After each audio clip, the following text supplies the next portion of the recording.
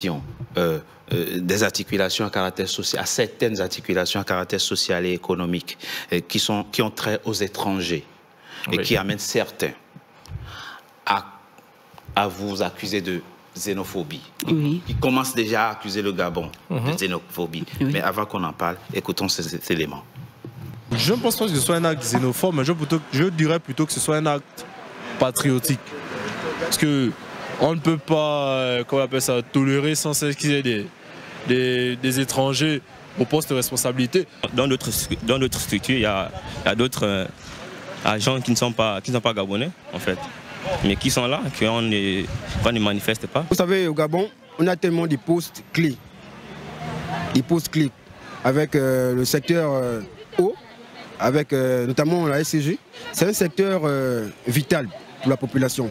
Et on ne peut mettre à ce poste une personne qui vient de l'étranger, même s'il a des diplômes, même s'il a une qualification, suite à plusieurs choses, on ne peut pas mettre une personne à ce poste-là. On doit normalement mettre une personne propre à la nation. Madame Dorazek, ces intervenants que nous venons de comprennent les mesures telles que énoncées.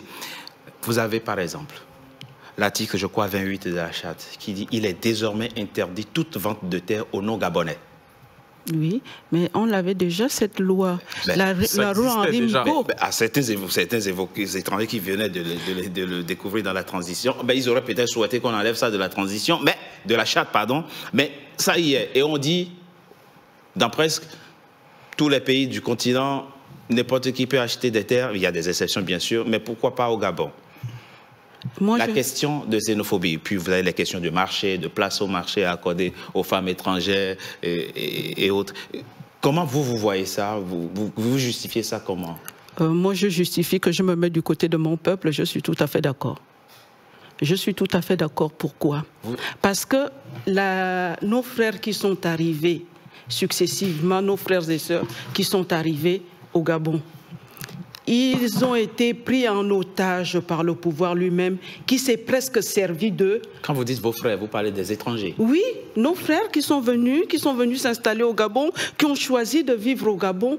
À un moment, le pouvoir a donné l'impression que ces gens-là étaient presque au-dessus des Gabonais. Combien de fois on n'a pas entendu un non-Gabonais dire à un Gabonais « je suis plus Gabonais que toi ».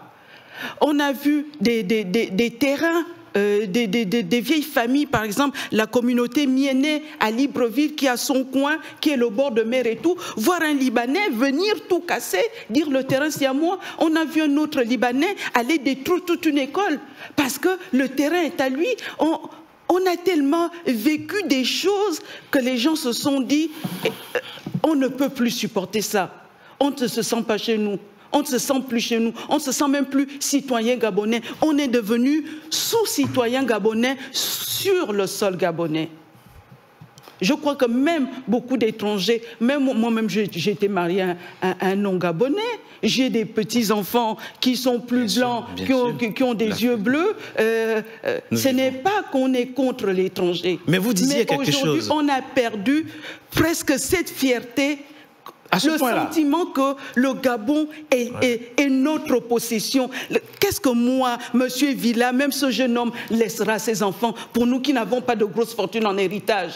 On n'a qu'une seule chose à les laisser. Le Gabon. C'est le Gabon.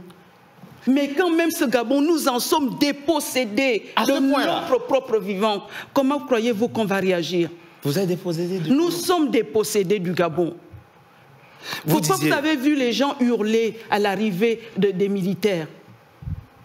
Vous ne pouvez pas savoir qu'est-ce qu'on a ressenti. On est enfin chez nous, on est chez nous, on est chez nous. Madame Dorazek.